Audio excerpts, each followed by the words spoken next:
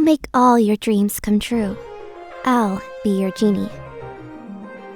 The one and only key to make me move. I'll pluck the sun and even the moon for you. Just say the word. Give your permission. XO, kiss me, don't say no.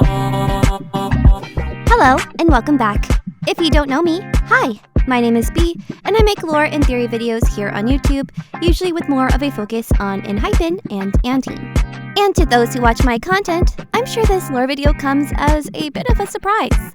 Now that I've finally made my first Enhypen lore video, I thought it was finally time to start making theory content for Enhypen's music videos as well. So, just as I've done before, this video will focus on the thoughts and theories on the lore behind Enhypen's music video, XO.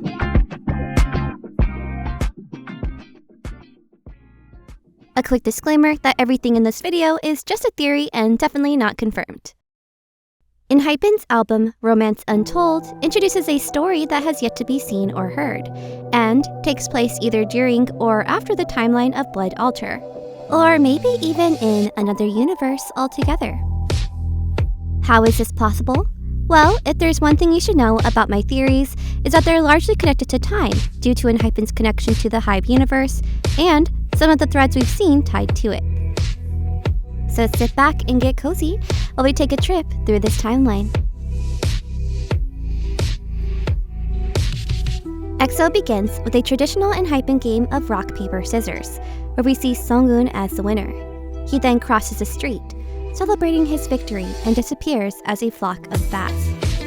It's here in this little game that we're introduced to several possible timelines. We can think of it as a crossroads in time, where whoever wins dictates a different path. But why exactly do they need to go back in time? To understand that, let's dive into each member's scenes. Songun's scenes show him anxiously waiting, be it for someone or something. He paces in the bathroom, unable to conceal his unease. We then see him at a train station, where the worry that weighed on him before can no longer be seen, as he shares a brief moment in time with a certain girl. He expresses his feelings and allows himself to be vulnerable, eventually even showing her his true identity. Heesung's scenes show him desperately searching for someone, trying to find someone who he just can't seem to reach. However, when he finally does, they drive into the moonlight and begin sharing a romantic evening, where they stand on a rooftop and watch as the pink moon continues to rise. Jake, like a puppy or maybe even a guard dog, waits for this girl's return. After she comes home, he goes back into what I believe is his own apartment, and possibly keeps an eye on her, as if he's meant to protect her. Jay also waits for this girl at a flower shop. When she arrives, she then turns to him, causing Jay to become flustered. He eventually offers her what looks to be a yellow chrysanthemum. In another timeline, Jungwon walks past this flower shop as he waits in the rain. Similar to the others, he waits outside this shop for the girl to arrive. They then walk in this rain until time seems to stop, and what was once raindrops suddenly becomes petals. Then finally, we have Sonu.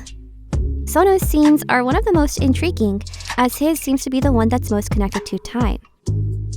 In his scenes, we see him bump into what seems like Heesung. However, as the veil between Heesung's time and his closes, we see that it's another person altogether. He then waits in a classroom, the sun setting on the day. As his scene continues, we somehow see him in the same time and place as Songun and the train. However, Songun is nowhere to be seen.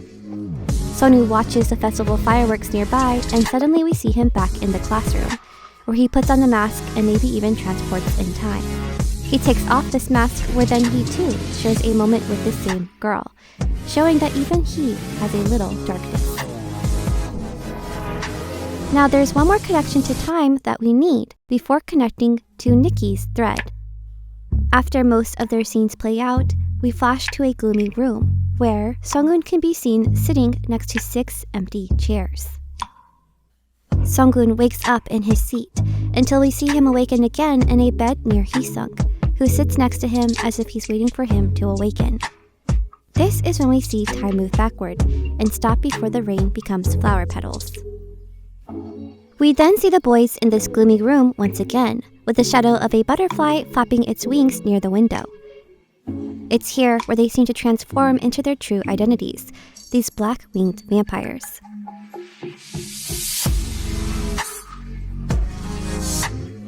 And it's also here where I believe their trip through time becomes evident, and their mission becomes clear: to go back through time into another universe, to save this girl they need to meet.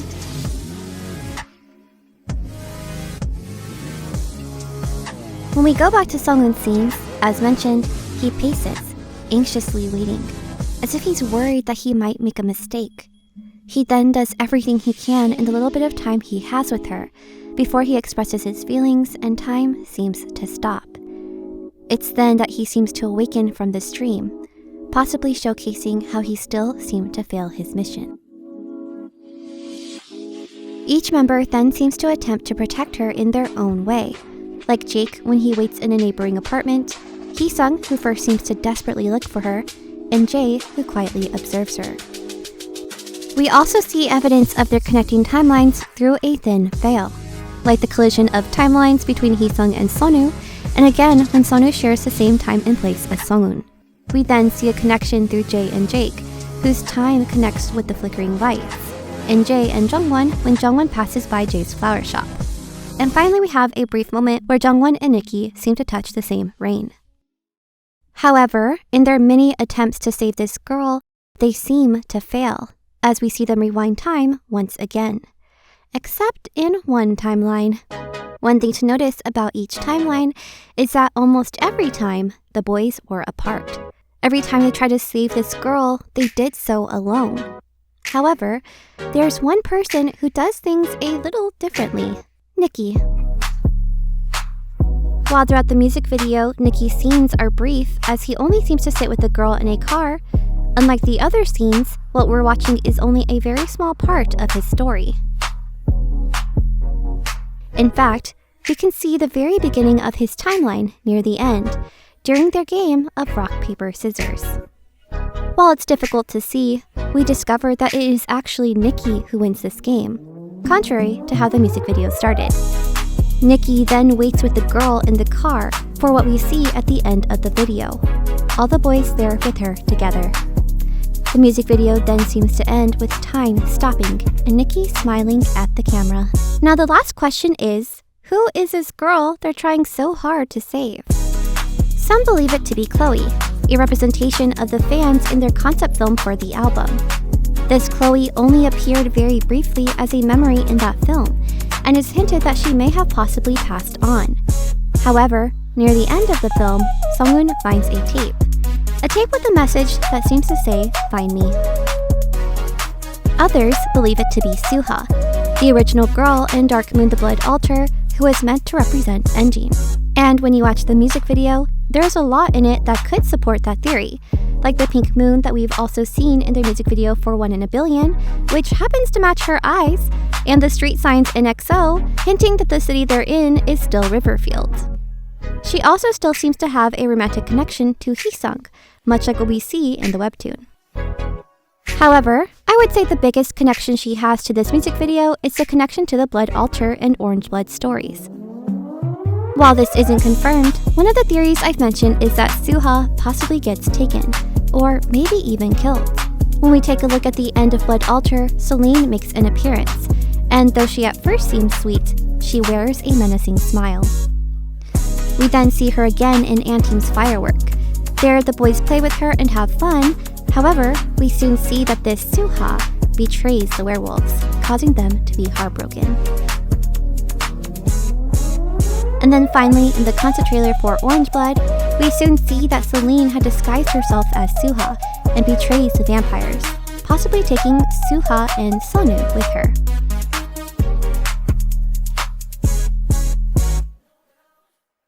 Now again, it's important to emphasize that the world of their concept films aren't necessarily the same and may not even appear in their music videos or even in their new webtoon.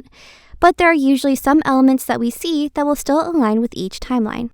So with all of this, it's quite possible that the girl they're trying to save is in fact Suha, who could be trapped either in another universe or maybe even in a dream.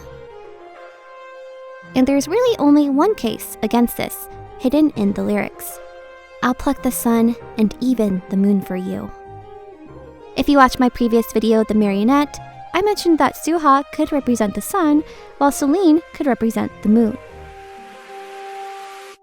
Whether this girl is Chloe, Suha, or another person altogether, we can at least say that she is yet another representation of the fans, the one the boys are truly searching for.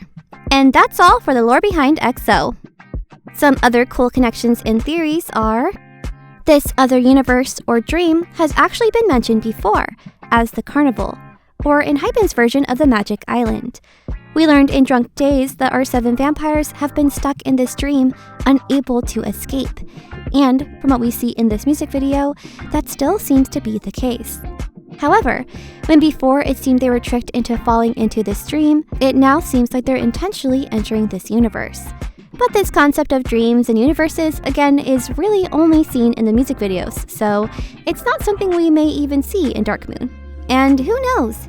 Maybe this entire album series, along with the Blood series, have actually been them trying to return to Dark Moon.